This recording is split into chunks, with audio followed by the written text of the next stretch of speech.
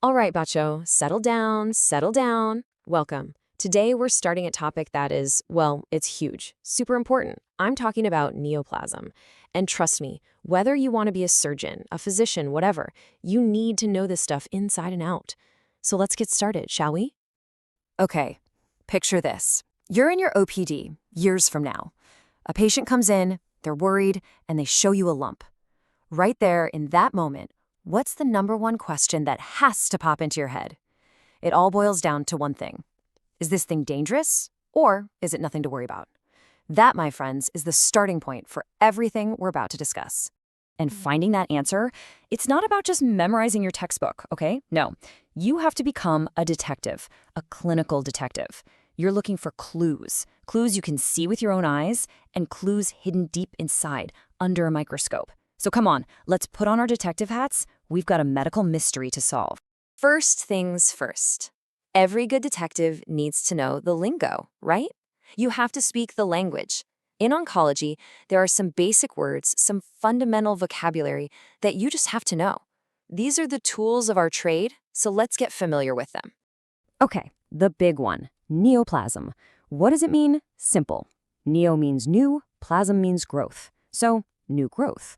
But, and this is the main fun to hear, it's not just any new growth. This is a growth that's gone rogue. It's a rebellion at the cellular level. Thanks to some genetic screw-ups, these cells have stopped listening to the body's signals. They're out of control, just doing their own thing, growing and growing. All right, now let's talk about two major families of bad guys, sarcoma and carcinoma. You're going to hear these words a lot. So, what's the difference? Think of it like this. Carcinomas come from epithelial cells. These are the covering cells, the skin, the lining of your gut, your lungs. Sarcomas? They come from the support structures, the mesenchymal tissue. We're talking bone, muscle, fat, cartilage. It's super important to know the difference because it tells you exactly where the trouble started. Okay, have a look at this. This is a piece of a colon, and you see that thing, that lump, sticking out into the middle? That's a polyp. This is what we call the gross view. Gross as in large scale, what you can see with your naked eyes. So we know something's there, but what is it really? To find out, we need to go deeper. And voila! This is that same polyp, but now we're looking at it under the microscope. See that? Now we can see the actual cells, the glands, the whole architecture. This, Bacho, is histology. And this is where the magic happens. This is where we find the real clues that tell us what we're dealing with. This is how we turn a suspicion into a solid diagnosis. All right, section 2. This is the big showdown. This is the most critical question in our whole investigation. We've found a suspect, the neoplasm. Now we have to figure out its identity. Is it a harmless civilian, what we call benign, or is it a dangerous, wanted criminal, malignant? And I want to be very, very clear about this. This isn't just some question on your exam paper. For a pathologist, for any doctor, this one decision, benign or malignant, it changes everything for the patient. Everything. Their treatment, their future, their life. So how do we make that call? What are the dead giveaways? First clue, look at the borders. On the left, you've got a benign tumor. Look how polite it is. It's got a nice, smooth, round border. It's staying in its own lane, wrapped up in a little capsule. It's a good neighbor. Now look at the right. The malignant tumor, it's an anarchist. There are no clear borders. It's jagged, ugly, and it's invading everywhere, pushing into the normal tissue like an army taking over territory. Okay, now let's zoom in on the cells themselves. This is fascinating. On the left, in the benign tumor, the cells still look like, well, like they're supposed to. They resemble the normal thyroid cells. We call this well-differentiated. They haven't forgotten their identity. But on the right, my God, it's total chaos. The cells are all different sizes, different shapes. The technical term is pleomorphism. It's like they have complete amnesia. They've forgotten what they are. This total lack of differentiation has a special name, anaplasia. And anaplasia screams malignancy. So to put it all together, here is your cheat sheet. You need to know this table by heart. Benign on one side, malignant on the other. Differentiation, well-differentiated versus poorly differentiated. Growth rate, slow versus all over the place. Local invasion, nope, it stays in its capsule versus yup, it invades. And metastasis, this is the big one. Absent in benign, frequent in malignant. Seriously, screenshot this, write it down, just memorize. Okay, so our detective work has confirmed it. The tumor is malignant. It's a criminal. But the investigation isn't over. Now we have a new question. Has the criminal escaped prison? Has it spread? This escape plan is called metastasis. And honestly, this is what makes cancer so incredibly dangerous. We have to track it down. So, how does a cancer cell escape? It has 3 main getaway routes. First, it can just spill out into open spaces, like the abdomen. We call that seeding. Second, it can hop into the lymphatic system, kind of like a local highway system. This is the preferred route for most carcinomas. And third, it can get into the big leagues, the bloodstream, the superhighway. This is the classic route for sarcomas. And here's a perfect example of that lymphatic spread. What you're seeing is a lymph node that's been invaded by cancer cells. Think of lymph nodes as police checkpoints along that lymphatic highway. They're designed to catch the bad guys. But sometimes the criminals are too many or too strong and they overwhelm the checkpoint. And worse, they set up a new hideout right there in the lymph node. Now, this is what happens when the cancer gets into the bloodstream. Hematogenous spread. All those little spots on that liver, those are all new tumors, metastases. The cancer cells traveled through the blood and got stuck here. Why the liver? Well, the liver and the lungs are like giant filters for our blood. They catch a lot of what's floating around. And unfortunately, that includes cancer cells. Okay, we've been deep in the weeds, looking at cells and tissues. We know how to identify the bad guy. We know its escape routes. But now, I want you to take a step back, way back. Let's zoom out from the microscope and look at the entire planet. Because we need to understand why this matters so much. This isn't some rare academic curiosity. This is a full-blown global crisis. Just look at that number, 9.9 million. That's not a typo. That's the estimated number of people who died from cancer in just 1 year, 2020. To put that in perspective, that's almost 1 out of every 6 deaths on the entire planet. This is the scale of the battle we are in. This is why every single thing we've talked about is so damn important. And if we break it down, for men, what are we seeing most often? Top of the list is prostate cancer. Then you have lung, and then colon and rectum. Knowing this epidemiology, these patterns is crucial. It tells us where to focus our efforts for screening and prevention. And for women, the picture is a bit different. Number 1, by a long shot, is breast cancer. Look at that, almost a third of all new cases. After that, just like in men, we see lung and colorectal cancer. The specific cancers might change, but the devastating impact is the same. Okay, before we wrap up, I want to leave you with one final, absolutely critical point. We talked about a lot of features, right? But I want you to burn this one into your brain. Metastasis, the ability to spread to a distant site. That is the one thing that, without any doubt, marks a tumor as malignant. If it has metastasized, it's cancer. End of story. Full stop. So, our first investigation is complete. We know how to spot the enemy, we know how it behaves, how it spreads, and just how big the fight is. But this really just leads to even bigger questions, doesn't it? Like, how does this whole mess even start? What causes those first mutations? And most importantly, how do we fight back? We'll tackle that next time. Class dismissed. Hello, everyone. Have you ever really stopped to think, what exactly happens inside our body when a normal cell becomes a cancer cell? It's one of the biggest questions in medicine, right? So today, we're going to break it all down, step by step. Think of it as the biography of a cancer cell.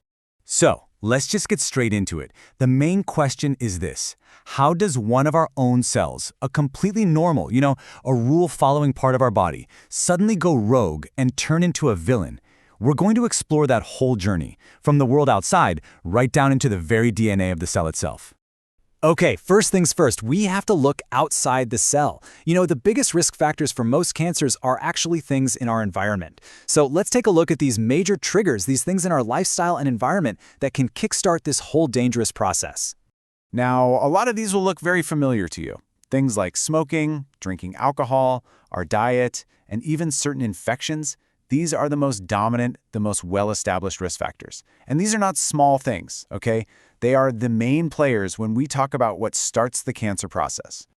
And to really get the impact, just look at this number. Cigarette smoking, it's the single most important factor from the environment. It's linked to so many cancers, but get this, about 90% of all lung cancers are directly because of it. 90%. That's huge. But it's not just about what we are exposed to from the outside, you know? Sometimes the real danger, it comes from within. Certain conditions inside our bodies, especially long-term chronic inflammation, can create a kind of fertile soil where cancer is just much more likely to start growing. And what's really fascinating here is the direct link. Just look at this pattern. Persistent inflammation is the common thread running through all of this. Long-term gastritis can lead to stomach cancer. Chronic hepatitis can lead to liver cancer. But why? Well, it's because this constant state of injury and repair means cells are dividing more and more often, and every single time a cell divides, it's another chance for a mistake to happen in the DNA. Okay, so now let's zoom in. We're moving from these big picture factors right down to the molecular level, right inside the nucleus of the cell itself. This is where the real drama unfolds. This, right here, this is the most fundamental principle you need to remember. At its very core, cancer is a genetic disease, and the key is that the initial damage to the DNA has to be non-lethal, meaning it doesn't kill the cell, it just changes it. And while some of this damage can be inherited, most of the time it's acquired from all those environmental things we just talked about. So the damage isn't just random. It hits 4 main types of genes. And to make it really simple, let's think of a car. Cancer is basically what happens when the car's accelerator, the proto-oncogenes, gets stuck to the floor. The brakes, which are the tumor suppressors, they fail completely. The self-destruct button for faulty cells, apoptosis, that gets disabled. And finally, the mechanic, the DNA repair system, has just gone off duty and can't fix anything. It is a total, complete loss of control. But this whole breakdown, this car crash, it doesn't happen all at once. It's not a single bad event. Carcinogenesis, the making of a cancer, is a process. It's the result of collecting multiple mutations over a very, very long time. It's a failure that happens one step at a time. Now, it's really important to know that not all mutations are the same. We have to make a distinction between 2 types. Think of driver mutations as the ones actually pushing the gas pedal and steering the car towards disaster. They are actively causing the cancer. Then you have passenger mutations. They're just kind of rattling around in the back seat. They're a sign that things are chaotic, but they aren't actually causing the crash. And this means that all tumors are clonal. Just think about that for a second. Every single cell in a tumor, and there can be billions of them, it all started from one single ancestor cell. Just one cell that took that first critical hit, that first driver mutation, and then just started multiplying out of control. Now this slide is really interesting. On the left, you see Darwin's famous sketch about how species evolve. And on the right, we see how a tumor evolves. And guess what? It follows the exact same principle. Darwinian selection, survival of the fittest. As the tumor grows, different cells get new random mutations, creating these subclones. And the subclones that have the best mutations, the ones that can grow faster or resist treatment, those are the ones that survive and take over. So what's the end result of all this? All this genetic damage and evolution and selection, what does it actually allow a cancer cell to do that a normal, healthy cell just can't? Well, all that damage unlocks a set of very dangerous new abilities. These are what we call the hallmarks of cancer. Honestly, you can think of them as the superpowers that a cell gets on its journey to becoming malignant. Let's see what they are. This slide basically shows the new, lawless rulebook that these cells play by. They become self-sufficient, they grow whenever they want, they completely ignore all the stop signs the body puts up, they evade death, refusing to self-destruct even when they're damaged, they become immortal, they can divide forever, they even hijack the body, tricking it into growing new blood vessels just to feed their own growth, and finally, the biggest betrayal of all, they learn to invade and spread. And that last one, that is the most dangerous superpower of them all, metastasis. The ability of these cancer cells to leave their original home, travel through our blood or lymphatic system, and set up new tumors in totally different parts of the body. This is what causes most cancer deaths. So here's the most important takeaway from all of this. By understanding this entire journey, from that very first trigger to the final superpower, we now have a roadmap. We know the enemy's movements, and this knowledge, this is the key to developing smarter, targeted therapies. Instead of just poisoning all fast-growing cells, we can build specific roadblocks to stop the cancer cell at each step of its destructive path. And that isn't just a hope, that is the future of oncology.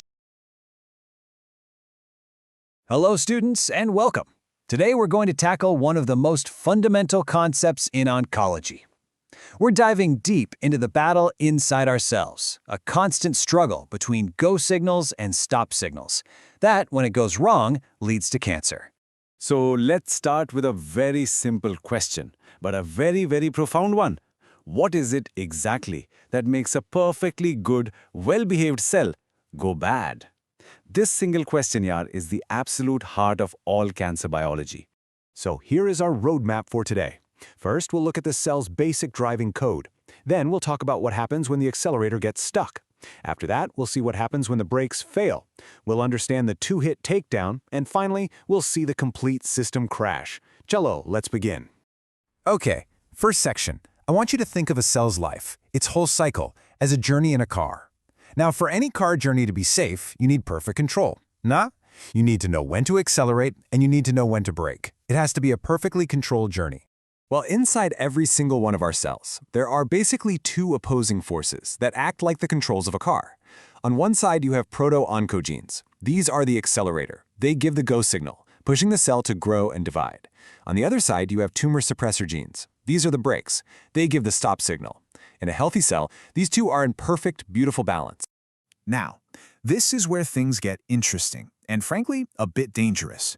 Just imagine you're driving, and your accelerator pedal suddenly gets jammed to the floor. It's pushed all the way down, and you can't lift your foot off. That's a scary thought, right? Well, this is where the trouble begins for a cell. That stuck accelerator, that is exactly what an oncogene is. It's a normal proto-oncogene that has suffered what we call a gain-of-function mutation. It's permanently switched on, constantly screaming, go, go, go. And here is the really crucial part. Because it's a gain of function, it's a dominant trait. What does that mean? It means you only need one bad copy of this gene to get the accelerator stuck. Just one.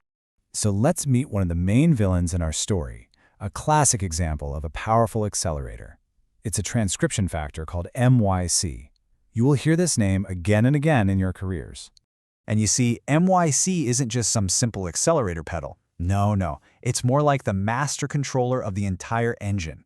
When MYC is overactive, it's not just one signal. It turns on a whole program for crazy growth. It cranks up protein synthesis, it completely rewires the cell's metabolism for growth, and it can even make the cell immortal by turning on telomerase. It's a total system override. Okay, so a stuck accelerator is very, very bad. But any good driver knows, even with a stuck accelerator, you still have the brakes, right? You can still try to stop the car. The real disaster, the total catastrophe, happens only when the brakes also fail completely. These are the cell's safety systems, the tumor suppressor genes. Their entire job is to inhibit cell division, to act as the brakes. But here's the key difference from oncogenes. They are recessive. Remember, you get two copies of every gene, one from each parent. Think of it like having two independent braking systems in your car, the foot brake and the hand brake. For the system to fail completely, you have to lose both. So let's meet the first and most famous tumor suppressor, the protein that started it all, retinoblastoma, or as we all call it, RB. It was the very first one discovered, and it's the perfect prototype for how these genes are supposed to work. So how does RB work? It's actually quite elegant. RB acts like a gatekeeper at a critical checkpoint in the cell cycle. In its active state, it physically holds on to another factor called E2F. Now, E2F is itching to turn on genes for cell division, but as long as RB is holding it, it can't do anything. When the right growth signals arrive, RB gets phosphorylated, which makes it change shape and let go of E2F. E2F is now free, and the cell divides. But what if RB is gone? Well, then there's no gatekeeper. The gate is just left wide open. This raises a very important question, doesn't it? How exactly do you lose both copies of these crucial brake genes? For this, we have to understand the brilliant two-hit hypothesis proposed by Dr. Alfred Knudsen. Okay, please pay close attention. This is a very high-yield concept. Knudsen's hypothesis beautifully explains why inherited cancers are different. In familial cases, a person inherits one bad copy, the first hit, in every single cell of their body. So they only need one more random mutation, a second hit, in any given cell to lose the break completely. But in sporadic or non-inherited cancers, you start with two good copies. That means two separate, unlucky mutations have to happen in the exact same cell. And you can imagine that is a much, much rarer event. All right, so if RB is the governor of the normal cell cycle, then P53, well, P53 is something else entirely. It is the ultimate guardian of the entire genome, and it is a very, very big deal. And you know, guardian of the genome isn't just some catchy nickname we give it in textbooks. It is exactly what P53 does. It's the ultimate crisis manager, constantly monitoring the cell for any kind of stress, DNA damage, low oxygen, oncogene signals, you name it. Just look at that number. Over 50%, more than half of all human cancers have a faulty P53 gene. That single fact should tell you everything you need to know about how absolutely critical this protein is. Losing this one guardian is often the biggest step a cell takes on its dark path to becoming cancerous. So when P53 senses trouble, it slams on the emergency brakes for the entire system. It stops everything. And then it presents the cell with a sort of crisis response menu. The first option is to pause. Let's stop the cycle and try to repair the damage. If the damage is too bad, the next option is to stop permanently. The cell enters a retirement state called senescence. And if all else fails, if the cell is too dangerous to live, P53 gives the final order: self-destruct, programmed cell death, or apoptosis for the greater good of the organism. And we can see the tragic importance of P53 in the clinic with a rare condition called leave from any syndrome. It's another classic example of the two-hit hypothesis. These individuals are born with one faulty copy of the P53 gene. They already have their first hit. As a result, they have an extremely high lifetime risk of developing a whole variety of cancer. So, chalo, let's put it all together. Let's look at the final picture of what happens when this entire beautifully designed system completely crashes. This table here really summarizes the entire story. On one side, you have the oncogenes, the accelerator. It's a gain-of-function mutation. It's dominant, and it leads to uncontrolled proliferation. On the other side, you have the tumor suppressors, the brakes. It's a loss-of-function mutation, it's recessive, and it leads to a failure to stop. Cancer isn't one or the other. It's the disastrous combination of both. So, the final picture is this, and I want you to remember this analogy. A cancer cell is like a car with a brick jammed on the accelerator pedal, making it go faster and faster. And at the exact same time, someone has cut the brake lines completely. It is a runaway vehicle, and there is nothing to stop its dangerous journey. Now, this isn't just a fascinating story or some academic theory. This fundamental understanding is the absolute foundation of modern cancer therapy. By figuring out exactly which parts are broken, the stuck accelerators, the failed brakes, we can now design drugs to target those specific problems. Which leaves us with a final, and I think very hopeful question. If we know the car's faulty parts, can we become the molecular mechanics who can actually fix it? Think about that. All right, everyone, settle down. Welcome. Today, we're continuing with Chapter 7, Part 4, and we're diving into a fascinating and, frankly, a very devious story. How does a normal, well-behaved cell go rogue and become cancerous? It is a tale of rebellion right down at the cellular level. So, how does this actually happen? It's not just one mistake, not just simple, uncontrolled growth. No. For a cell to become truly dangerous, it has to become a master criminal. It has to acquire a whole toolkit of new abilities, what we call hallmarks, to go from a normal cell to a full-blown supervillain. So first things first, to grow so fast, the cell has a big problem. It needs huge amounts of energy and raw materials. And it solves this with a very clever, but on the surface, very inefficient metabolic trick. Now, normally, your cells use a process called oxidative phosphorylation in the mitochondria to get the maximum energy from glucose, about 36 ATP. But a cancer cell, its priority is different. It's not thinking about long-term energy efficiency, it's thinking about building. So this is the crucial trade-off. Look at the slide. The cancer cell chooses a path that only gives it 2 ATP per glucose molecule. Seems inefficient, right? But what it gets in return is much more valuable for its evil plan: a massive supply of carbon building blocks. These are the bricks and mortar it needs to rapidly build new DNA, proteins, and lipids for all its daughter cells. And this has a direct clinical application, students. It's not just theory. This intense glucose hunger is exactly what we exploit with PET scans. We inject a glucose analog, and because tumors are gobbling it up so fast, they light up on the scan. Very clever, no? All right, next tool in the kit. The cell has its fuel supply sorted, but to become a real threat, it needs something more. It needs to find a way to become immortal. It has to learn how to cheat both death and time. And it does this with a two-pronged attack. First, it disables its own self-destruct sequence, what we call apoptosis. And second, it finds a way to reset its biological clock so it never grows old and dies.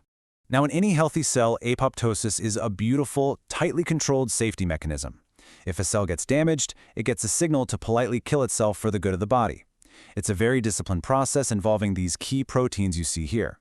Now, what's really interesting here is how cancer escapes this. It can break the alarm system by mutating the master guardian P53, or it can block the execution by overproducing protective proteins like BCL2, which act like bodyguards, stopping backs and back from doing their job. Now for the second part of immortality, defeating old age. Every time a normal cell divides, these little caps on the end of our chromosomes, called telomeres, get a bit shorter. Think of them like the plastic tips on your shoelaces. After about 60 or 70 divisions, those telomeres are gone. The chromosome ends are exposed, the shoelace unravels, and the cell enters something called mitotic crisis. The DNA damage is massive, and the cell dies. This is the normal limit on a cell's lifespan. But cancer finds a cheat code. In about 90% of cancers, the cells switch on an enzyme called telomerase. This enzyme rebuilds the telomeres after every division, making the shoelace tips eternally long. It grants the cell limitless replicative potential. Okay, so we now have an immortal cell with unlimited fuel. But a single immortal cell isn't a tumor. To grow into a large, dangerous mass, it needs infrastructure. It needs to build its own empire, complete with highways and supply routes. And this is a very hard physical limit. Without its own blood supply, a tumor simply cannot grow bigger than 1 or 2 millimeters. Why? Because oxygen and nutrients can only diffuse so far. Anything bigger, and the cells in the center will starve and die. So, the tumor flips something called the angiogenic switch. The low oxygen or hypoxia in the center of the growing tumor stabilizes a protein called HIF-1 alpha. HIF-1 alpha then acts like a commander, ordering the production of VEGF. And VEGF is the signal that screams to nearby blood vessels, "Help, we need supply lines, build new roads to us." And again, for all you future doctors in the room, this is where science fights back. By understanding this exact mechanism, we were able to develop drugs like bevacizumab. It's an antibody that directly blocks VEGF, essentially cutting off the tumor's precious supply lines. Now we come to the final and most deadly ability in the cancer cell's toolkit. This is what truly makes cancer so frightening: the power to break away, invade surrounding tissues, and spread throughout the body. And this brilliantly illustrates the entire dangerous journey. Look at this. The cell must leave home, survive a treacherous trip through the bloodstream, and then set up a new colony in a foreign place. This whole process is called the metastatic cascade, and it's what causes 90% of cancer deaths. So, how does it begin? First, the cell has to break out of its neighborhood. This requires a precise 4-step plan. It has to loosen its connections to its neighbors, then degrade the local environment, then attach to this newly cleared path, and finally, actively crawl forward. And think of it this way. A key part of that first step, the loosening up, is getting rid of the glue that holds cells together. In epithelial cells, this glue is a protein called E-cadherin. Cancer cells find a way to simply switch it off, allowing them to break free from the organized tissue and begin their invasion. So we have seen this formidable toolkit: metabolic reprogramming, immortality, building blood vessels, and invasion. It's quite scary, yes, but for every one of these tools, for every hallmark, modern science is developing a countermeasure. And this is what's so exciting for your generation of doctors. Look at this. This isn't just about random, carpet-bombing chemotherapy anymore. We are in the era of precision medicine. We see the problem, VEGF. We create an anti-VEGF drug. We see the problem, BCL2. We create BCL2 inhibitors. This detailed biological knowledge translates directly into targeted, much smarter therapies. And that is the final thought I want to leave you with. We've mapped out the enemy's strategy. We know its superpowers. So the crucial question for your generation is, which one do we target next for the biggest impact? Because understanding this intricate, step-by-step process is the absolute key to one day defeating it. Think about that. Chalo class, settle down, settle down. Today we are going to look at something very, very important. A guaranteed question for your exams from our Chapter 7. We are going on a proper chase, okay? We're tracking one single Badmash cell, a tiny microscopic villain on a mission to cause total chaos. This, my friends, is the story of metastasis. Let's get right into it. So, the big question is, what is the main mystery here? I mean, think about it. This question has puzzled scientists for ages. How does just one, bad cell, a single traitor that has broken every rule in the book, how does it manage to escape, travel all over the body, and then set up a new colony in a distant organ? It's incredible, no? So for today, let's be detectives. We're going to investigate this whole thing, crack open the case file on this cell's master plan. Okay, so where does any good crime story begin? With an escape, right? A jailbreak. And for our cancer cell, that's exactly step one. Breaking free from its original home, the primary tumor. But listen, this is not some simple walk in the park. Oh no, this is a highly planned, super detailed prison escape. And here's the really interesting part. This bad cell, it doesn't go alone. Forget that movie image of a single hero cell fighting its way through. That's not how it works. The reality is, they are way more successful when they travel together, in groups, in clumps. The technical term is multicellular aggregates, but just think of it like this. They form a gang. It's a team operation based. You have to understand, the bloodstream is not a friendly place. It's dangerous, a real war zone for a traveling cell. So, how on earth do these gangs survive? Well, they have a whole strategy. First, there's safety in numbers. Now, traveling in a clump gives them protection. Second, they are very, very clever. They actually recruit our own blood platelets to act as bodyguards. Can you believe it? They form a shield around themselves. They can even build a little coat of fibrin for extra toughness. And this is the really critical part. These clumps often have special cells inside, cells that are like stem cells, which makes them super tough and able to adapt to anything. Okay, so our little gang has escaped prison. They've survived the dangerous journey. What now? Where do they go? Do they just set up camp anywhere they land? Not at all. It's actually a very specific process. So let's see how these cells pick their new home, their new piece of real estate. This idea that they target specific organs has a name. It's called organ tropism. Please remember this term. This is exactly why we see these patterns in the clinic, right? Why breast cancer so often goes to the bone, or why colon cancer often ends up in the liver. It's not random chance. No. It's a calculated move. They are going to the one place where they know they can survive and grow. And this brings us to a wonderful classic idea in pathology. It's called the seed and soil hypothesis. It's such a simple way to understand this. Just imagine the cancer cell is the seed, and the organ where it lands, that's the soil. A seed can't just grow anywhere, can it? It needs the right kind of soil. It's the same thing here. The cancer seed can only grow if it lands in the perfect soil that has everything it needs. So what makes a particular soil so good? Well, there are basically three main reasons. First one is just simple plumbing. You know, the anatomy of our blood vessels. The blood from the colon drains directly to the liver, so naturally that's the first place the seed will land. Simple. Second, the cancer cells can have special molecules on their surface, like CD44 for example. Think of these as a key, and the blood vessels in a certain organ have the right lock. So key fits the lock, and they stick there. And third, they can literally follow a chemical scent, a trail of molecules called chemokines that guide them straight to their new home. Now hold on. Our body is not just sitting there doing nothing, okay? We have a police force, a very, very efficient one. Our immune system, it's on patrol 24/7 looking for any trouble. So for our criminal cancer cell to actually succeed, it has to be a master of disguise. It has to learn how to hide from the police. So let's see how this ID check works. Every single normal cell in your body has an ID card on its surface. The technical name is MHC Class 1. This ID card basically tells the immune system police, hey, I'm one of you, I belong here, leave me alone. But a tumor cell, because of all its mutations, its ID card is all wrong. It's either damaged or it's a completely fake ID, and this fake ID is what we call a tumor antigen. And these fake IDs, they come in different types. You can have a brand new protein that's never been seen before, a neoantigen, thanks to a mutation. Or it could be a normal protein, but the cell is just making way too much of it, like tyrosinase in melanoma. Sometimes it's a protein that should only be present in an embryo, but now it's showing up in an adult, like MAGE antigens. And sometimes the fake ID is actually a protein from a virus that caused the cancer, like HPV or EBV. The point is, our immune cells are trained to spot all of these fakes. So, here's the puzzle. If our police force, our CD8-positive T cells, are so good at finding these fake IDs, then why does cancer still win sometimes? How do these tumor cells manage to fool them? How do they get away with it? Well, it's because the tumor has a whole book of dirty tricks, a whole playbook for evasion. First, it can just throw away its ID card. It stops showing the MHC class 1 molecule on its surface.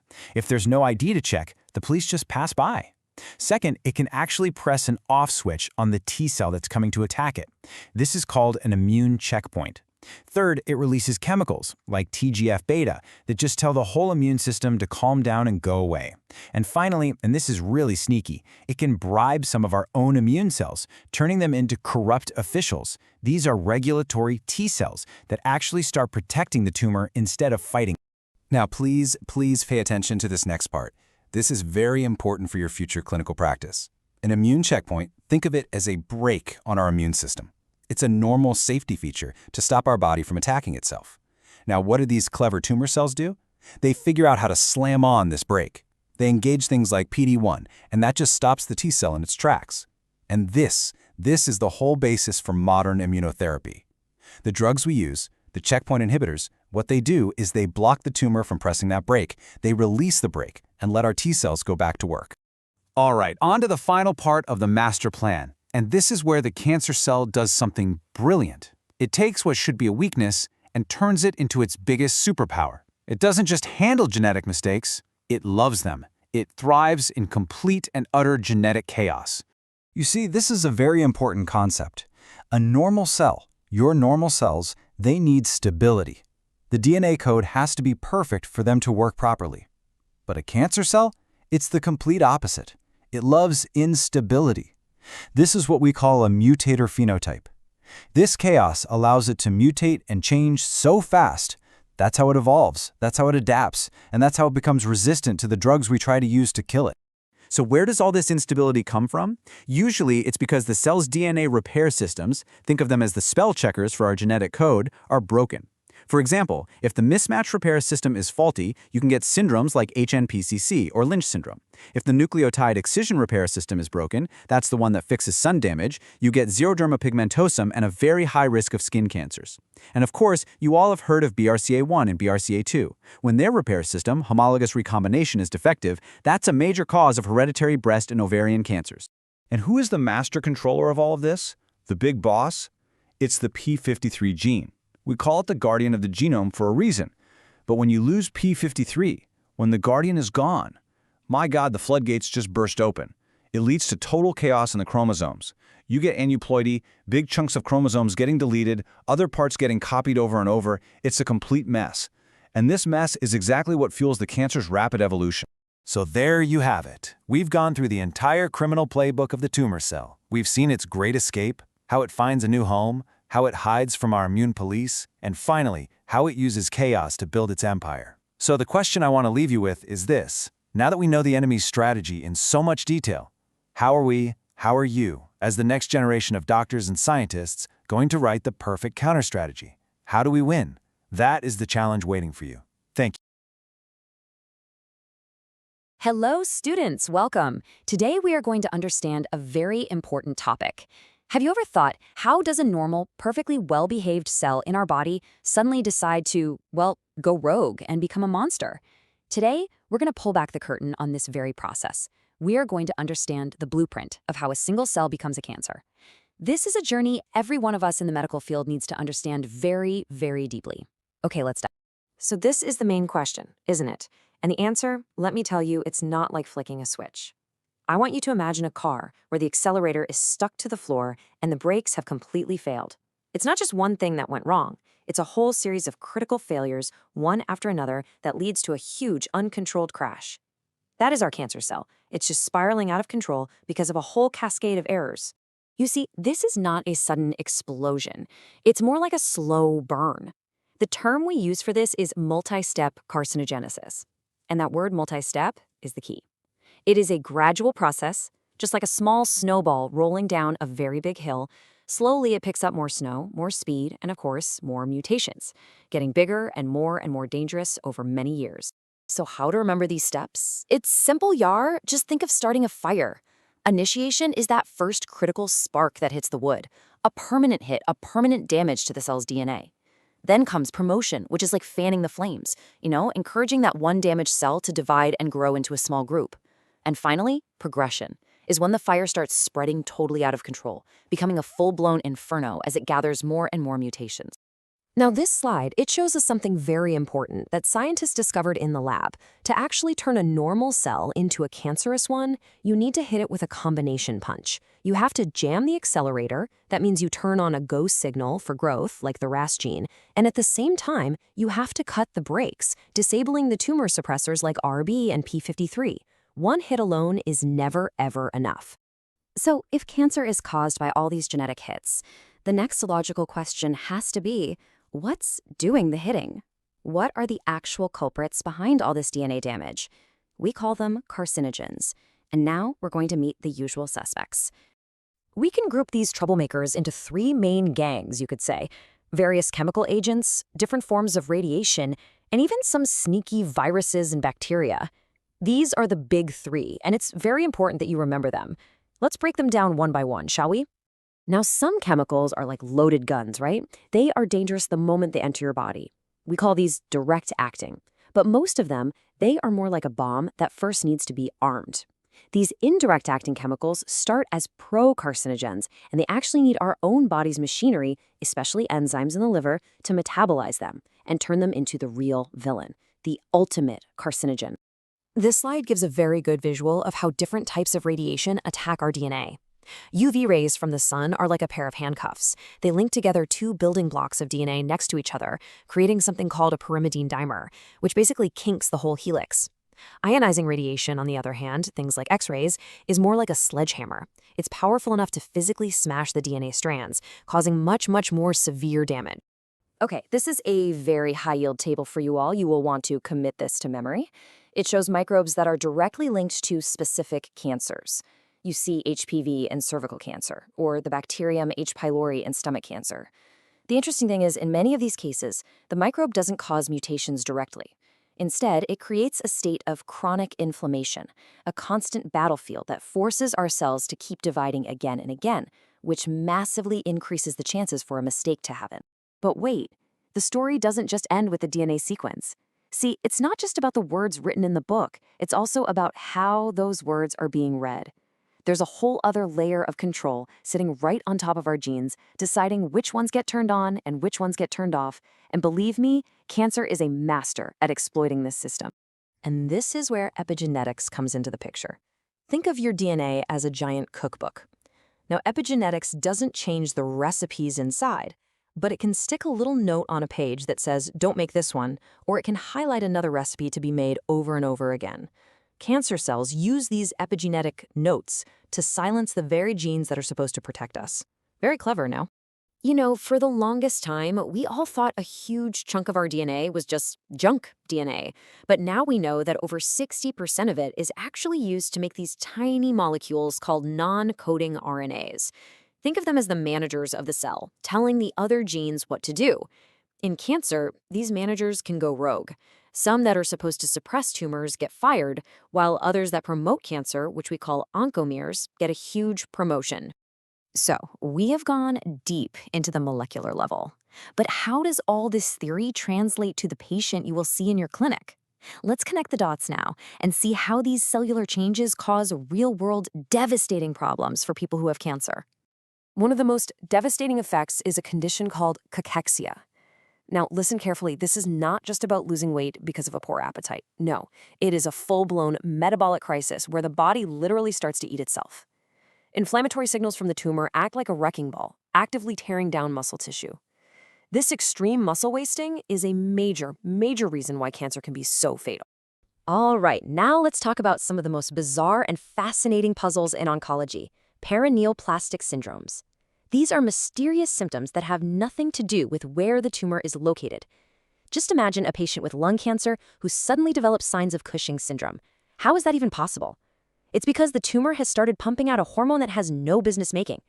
Sometimes, these strange clues are the very first sign that a patient has a hidden cancer. So, once we have found the cancer, how do we make sense of it all? How do we figure out how serious it is and decide on the best treatment? That's where two absolutely key tools come in: grading and staging. Okay, now this is a very common Viva question, so listen carefully. What is the difference between grading and staging? Here's a simple way to remember. Grading is like looking at the criminal's mugshot under a microscope. How dangerous do the cells look? Are they just slightly off or completely abnormal?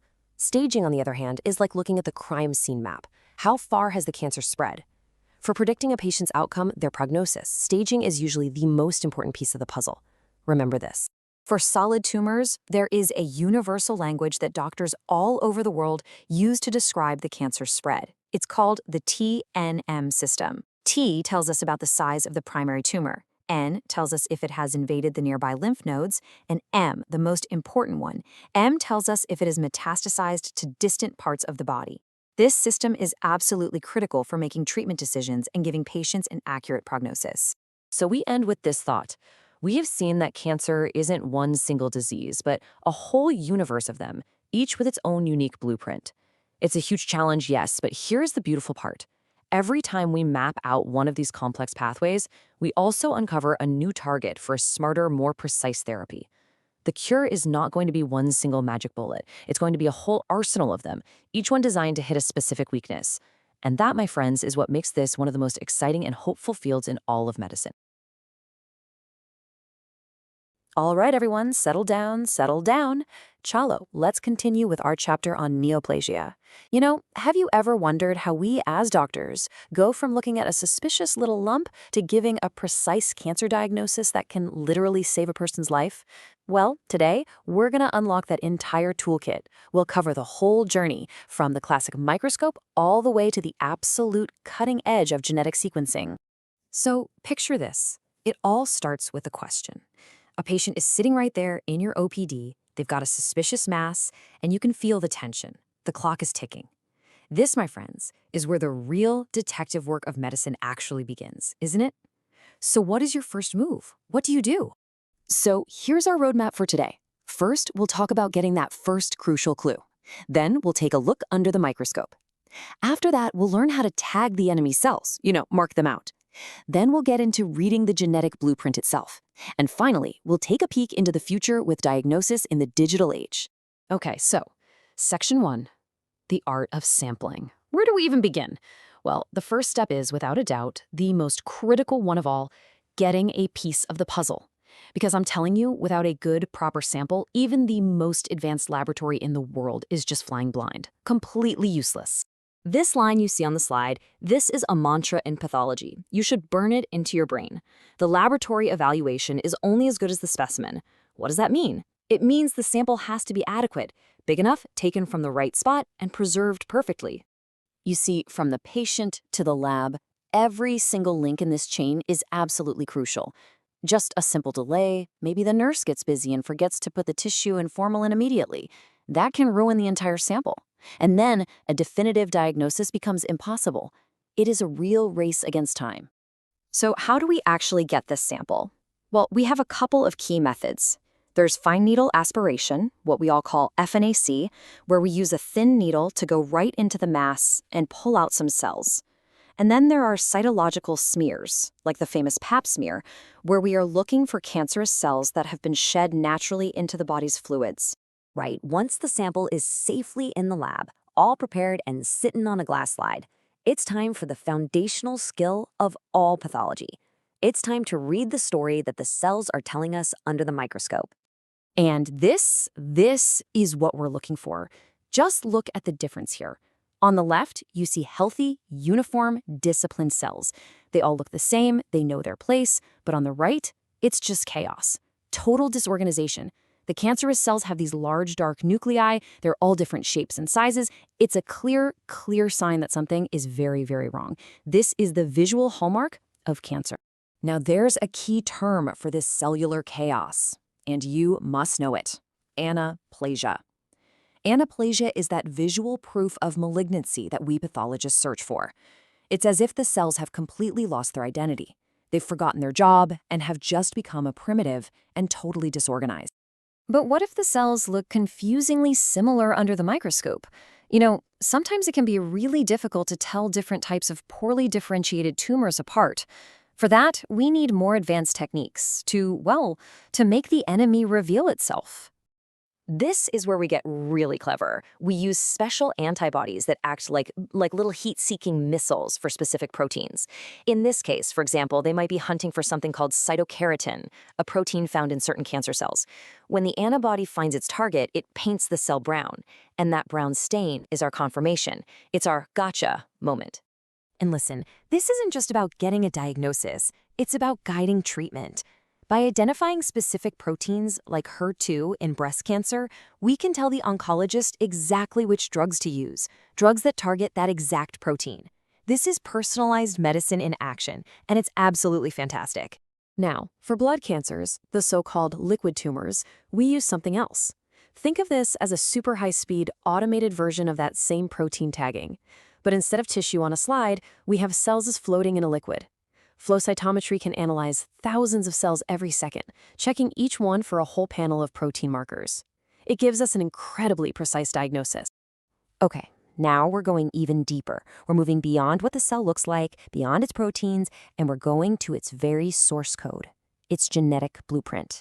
This, my friends, is where modern diagnostics gets really, really powerful. Honestly, this changes everything.